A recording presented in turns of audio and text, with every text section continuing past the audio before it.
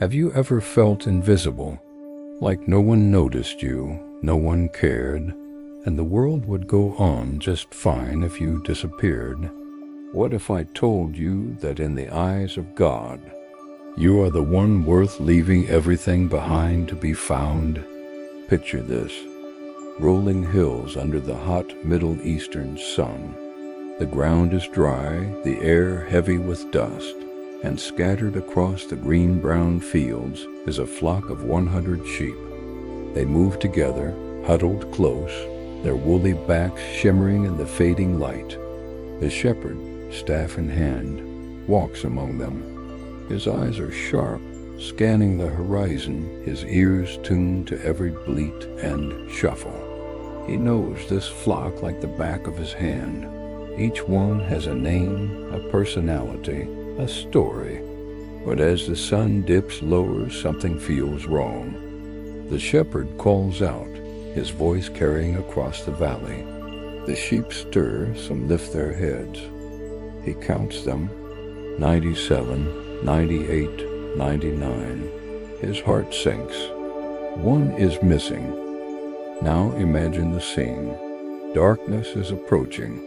The hills are filled with danger's steep cliffs, hidden ravines, and predators lurking in the shadows. By all logic, one missing sheep shouldn't matter. 99 are safe, secure, together. But for this shepherd, one missing is one too many. Without hesitation, he leaves the 99. Some might call it reckless. Others might call it foolish. But to him it is unthinkable to let even one remain lost. He grips his staff tighter, his sandals kicking up dust as he sets off into the unknown. The night air grows colder. Crickets sing from the brush, and the wind whistles through the rocks. The shepherd's heart pounds as he climbs the jagged terrain, calling out into the darkness. "Where are you? Come back to me." His voice echoes against the canyon walls, but the only reply is silence. Still, he does not give up. He cannot give up. Meanwhile, the lost sheep wanders alone. Separated from the flock, its bleating grows weaker. Fear presses in from every side. Shadows move like predators waiting to strike. Its hooves slip on loose stones. It trembles, hungry, exhausted, and helpless. Back on the trail, the shepherd pushes on. His feet blister. His throat aches from shouting. His eyes sting from fatigue. But love fuels his every step. Love for the one that strayed. He remembers when the sheep was born, remembers its stumbling steps, remembers the joy of watching it grow, and that memory drives him forward. Finally, a faint sound, a bleat carried on the wind. The shepherd freezes, straining to hear. There it is again, weak, desperate, but real. He breaks into a run, scrambling over rocks, pushing through thorny brush that tears at his skin. His heart races faster, and then at last he sees it. Caught in a thicket, trembling, unable to free itself. The sheep's eyes are wide with fear, its wool matted with dirt and twigs. The shepherd's chest tightens with both relief and urgency. He kneels down, gently untangling the branches. The sheep resists at first, too frightened to understand. But then it hears his voice, soft, steady, familiar. "It's me. I'm here. You're safe now." Slowly the trembling eases. The shepherd lifts the sheep onto his shoulders. Its weight presses down, but he carries it gladly. Every step back is filled with joy, not complaint. He doesn't scold the sheep for wandering. He doesn't punish it for straying. He rejoices. He has found what was lost. And when he returns to the village, he doesn't slip quietly back into the fold. No, he calls his friends, his neighbors. His voice rings with triumph. "Rejoice with me. I have found my sheep that was lost."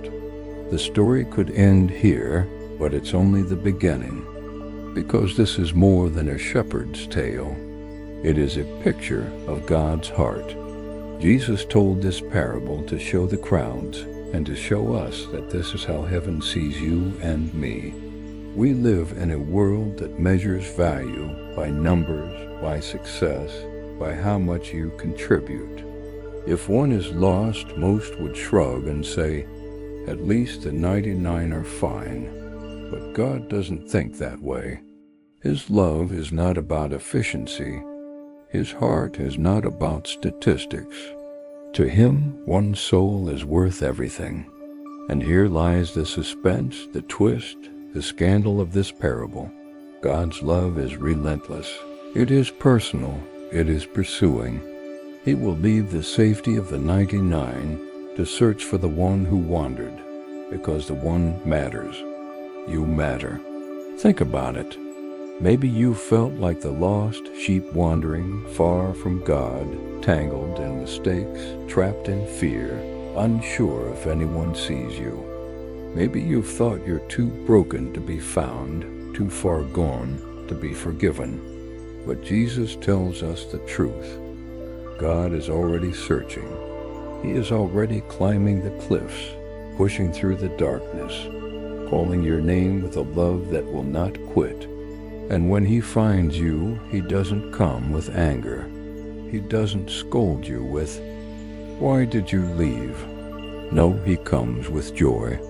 He lifts you up, carries you home, and heaven itself erupts in celebration. Imagine that. Angels rejoicing, heaven echoing with songs of victory, all because of one soul, your soul being found. This is why Jesus told the parable, to remind us that the kingdom of God is not about the crowds, it's about the heart of the Father. It's about the personal, relentless love that refuses to let even one go. Now let's bring this closer to home. In our modern lives, we're surrounded by busyness, distractions, and noise. People slip through the cracks unnoticed. The lonely, the hurting, the forgotten, and yet God still sees them.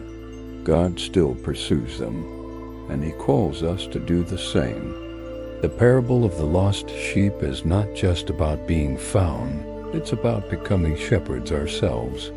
It's about seeing the value in the one, about stepping out of our comfort zones to pursue the hurting, the wandering, the overlooked. Because to love like Jesus is to go after the one. And maybe right now the one is you. Maybe you're the one who needs to be reminded that God has not forgotten you. Or maybe the one is someone in your life, a friend who's drifted away, a neighbor who feels invisible, a family member caught in struggle. The question is, will you notice them? Will you pursue them? Because in God's kingdom, the story of the one is never small. It is the story that brings heaven to its feet in celebration. So the next time you feel lost, the next time you wonder if you matter, remember this. The shepherd left the 99 just for you. And now I leave you with a question. If you had been that shepherd, would you have left the 99 behind to chase after the one? Or would you have played it safe, protecting the majority and letting the one go? So now I ask you, what would you have done in this moment? Share your thoughts in the comments. I'd love to hear them. And if this story moved you, don't forget to subscribe for more powerful Bible stories and share this video with someone who needs encouragement today.